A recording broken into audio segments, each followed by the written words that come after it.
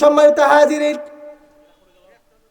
আল্লাহর নবী সাল্লাল্লাহু আলাইহি ওয়াসাল্লাম সাহাবীদেরকে মদ সম্পর্কে আয়াতটা বলে দিলেন। অনেক সাহাবী মদ খাওয়া ছেড়ে দিলেন, কারণ মদের মতো এত জঘন্যতম অপরাধ আর নাই।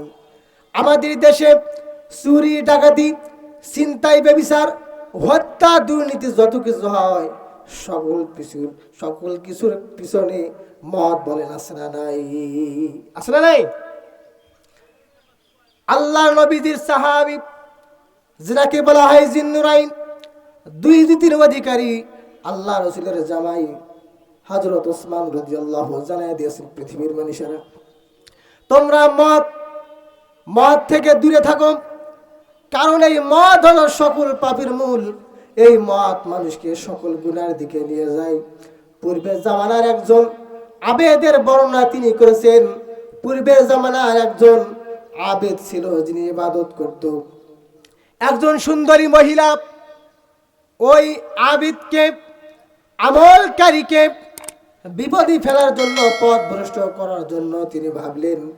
এই জন্য তিনার দাসীকে পাঠাইলেন তাকে নিয়ে আসার জন্য। ওই সুন্দরী মহিলার দাসী ওই আবিদকে নিয়ে আসলেন। তিনি যখন রুমের ভিতরে ঢোকেন, এই দাসী পিছনে দরজা বন্ধ করে দেয়। এই রকম দরজা বন্ধ করতে করতে তিনি মেন জায়গায় যা দেখে একজন সুন্দরী রমণী নারী। ওই সুন্দরী নারী সেই ইবাদত গুজারিকে বললেন, আপনার এখানে আছে মদ, আরেক জায়গায় আছে একজন নাবালেগ শিশু, আরেক জায়গায় আর একটা হলো আমি সুন্দরী রমণী। আপনাকে মদ খাইতে হবে, না হয় এই শিশুটাকে হত্যা করতে হবে, আর না হয় আমার সাথে জিনা করতে হবে। উনি চিন্তা করলেন, আমি যদি শিশুকে হত্যা করি, আল্লাহ রাব্বুল আলামিন বলেছেন, কেউ যদি অন্যায়ভাবে কাউকে হত্যা করে, তাহলে তামাম পৃথিবীর মানুষকে হত্যা করার গুনাহ আল্লাহ তাআলা তার আমলনামায় দিয়ে দেন। বলে নাউজুবিল্লাহ। তিনি হত্যা করলেন না, জিনা করলেন। জিনার শাস্তি হলো ভয়ঙ্কর, এই জন্য তিনি জিনা করলেন না। এগুলো না করে শরাব ছিল, মদ ছিল, তিনি মদ পান করেছে, আবার মদ চেয়েছে, আবার মদ পান করেছে। এই রকম মদ পান করতে করতে তার ভিতরে, তার মাথায় যখন নেশার কার্যকর সৃষ্টি হয়ে গেছে, নেশা কার্যকর শুরু হয়ে গেছে, এখন এই ব্যক্তি কি করলেন, তিনি নারীর সাথে জিনাও করেছেন, শিশুটাকে হত্যাও করেছেন।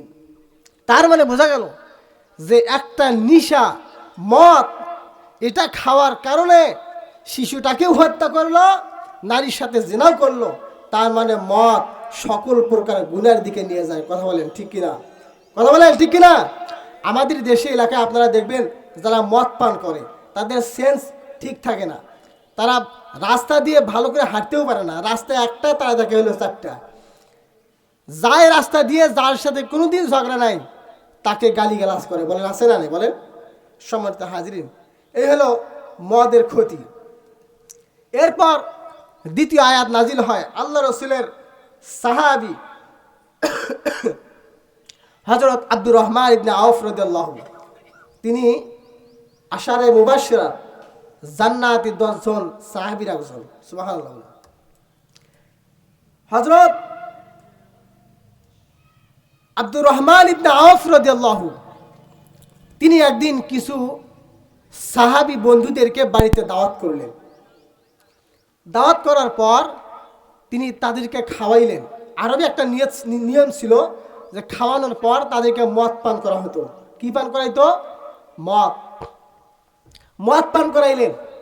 কিছুক্ষণের মধ্যে মাগরিবে আযান হয়ে গেল। হাইয়া আলাস সালাম, হাইয়া আলাস সালাম।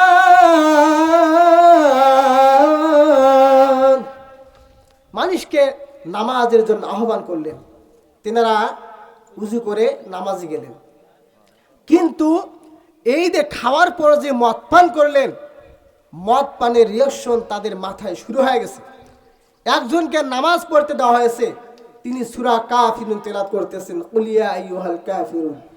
তেলাওয়াত করতে করতে তেলাওয়াতে যে একটা নিয়ম আছে, আয়াত বাই আয়াত আছে, কিন্তু সে উল্টো পাল্টা তেলাওয়াত করতেছে।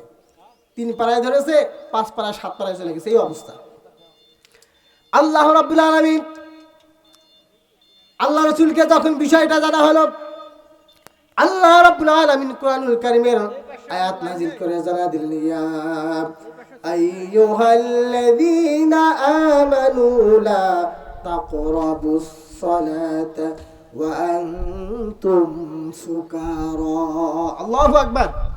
আল্লাহ তাআলা আয়াত নাযিল করে জানা দিলেন, হে ঈমানদাররা, তোমরা নিশাগ্রস্ত অবস্থায় সালাতের ধারের কাছে যেও না, যতক্ষণ না তোমরা বুঝতে পারো কি বলতেছো, কি তিলাওয়াত করতেছো। এই আয়াতটি যখন নাজিল হয়, আল্লাহর হাবিব মুহাম্মদ রাসূলুল্লাহ সাল্লাল্লাহু আলাইহি ওয়াসাল্লাম তিনি সাহাবীদেরকে আয়াতটা শুনিয়ে দিলেন। এই আয়াত সাহাবীরা চিন্তা ভাবনা করলেন যে নিশাব মানুষকে শ্রেষ্ঠ ইবাদত, নামাজ থেকে বিরত রাখে, নামাজ থেকে দূরে রাখে। যে নিশা মানুষকে ভালো কাজ থেকে দূরে রাখে, এটা মানুষের জন্য কখনো কল্যাণকর হতে পারে না। কথা বলেন ঠিক কিনা?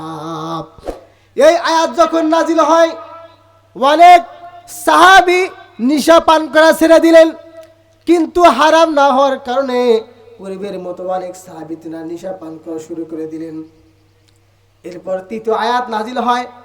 আল্লাহ রাসূলের সাহাবী হযরত আব্বান ইবনে মালিক রাদিয়াল্লাহু তিনি কিছু সাহাবীদেরকে দাওয়াত দিলেন। তার ভিতর আল্লাহ রাসূলের সাহাবী হযরত আবি ওয়াক্কাস ছিলেন। তেনাদেরকে খাবার খাওয়ানো হলো। মদিনার একটা নিয়ম ছিল, আরবের নিয়ম ছিল, খাওয়ানোর পর তাদেরকে নিশা পান করানো হতো। এরপরে তারা কবিতা আবৃত্তি করত, তাদেরকে খাওয়ানো হলো। এরপর আল্লাহ রাসূলের সাহাবী হযরত আবি ওয়াক্কাস রাদিয়াল্লাহু তিনি কবিতা আবৃত্তি করা শুরু করলেন। নিজের প্রশংসা, তার 14 গোষ্ঠীর প্রশংসা করতেন। 14 গোষ্ঠী প্রশংসা করে যারা সেখানে আনসার সাহাবী ছিলেন তাদেরকে অপমানজনক কথা বললেন। এরপরে ওই সাহাবীদের ভিতরে একজন যুবক আনসার সাহাবী তিনি উটের হাড় তার মাথায় ছুঁড়ে মারলেন। তার মাথায় মারার পর তিনি অত্যন্ত কষ্ট পেলেন, আঘাত পেলেন। আল্লাহর নবীজির কাছে যখন বিষয়টা জানা হলো, আল্লাহর নবী সাল্লাল্লাহু আলাইহি ওয়াসাল্লাম তিনি আল্লাহ তাআলার কাছে দোয়া করলেন, আল্লাহুম্মা বাইয়িন লানা ফিল খামরি বায়ানান শাফিআ। হে আল্লাহ, আপনি মদ পান সম্পর্কে আমাদেরকে একটি পরিষ্কার বর্ণনা এবং বিধান দাও।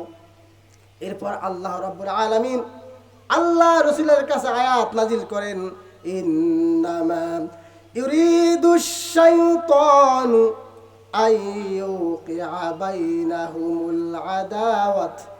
আয়াত নাজিল করলেন, ইয়া আইয়ুহাল্লাযীনা আমানু ইন্নামাল খামরু ওয়াল মাইসিরু ওয়াল আনসাবু ওয়াল আজলামু রিজসুম মিন আমালিশ শাইতান ফাজতানিবুহু লাআল্লাকুম তুফলিহুন। আল্লাহু আকবার।